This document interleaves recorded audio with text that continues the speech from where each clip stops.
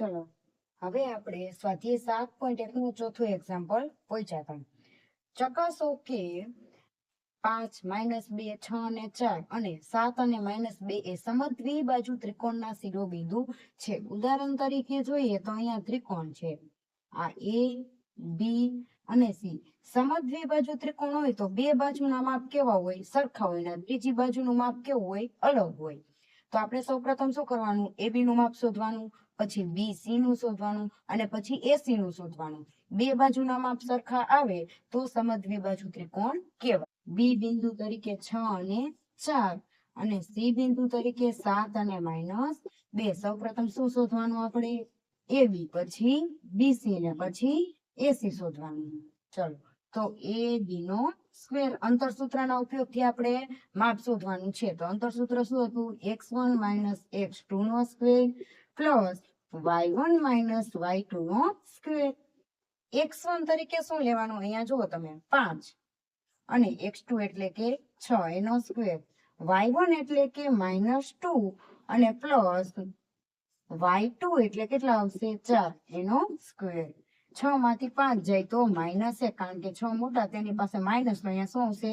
Minus. અહીંયા જુઓ -2 અને -4 ને 2 6 પણ કેવા? માઇનસ એનો સ્ક્વેર. 1 નો વર્ગ થાય 1 અને અહીંયા 6 ગુણ્યા 6 એટલે કેટલા આવશે? 36 આવશે. તો 36 ને કેટલા થાય? 37. પણ AB નો સ્ક્વેર. હવે AB વર્ગ આ બાજુ જાય તો શું લાગે? વર્ગમૂળ લાગે. તો 37 છે તે અવિભાજ્ય એટલે એનું કઈ વર્ગમૂળ નીકળે નહીં. તો આપણને ત્રિકોણ ABC માં AB નું માપ મળી ગયું. કેટલું? વર્ગમૂળમાં 37. હવે આપણે શોધવાનું B ને C નું માપ. તો BC નો સ્ક્વેર x1 - x2 નો સ્ક્વેર પ્લસ y1 - y2 નો સ્ક્વેર. અહીંયા શું આવશે?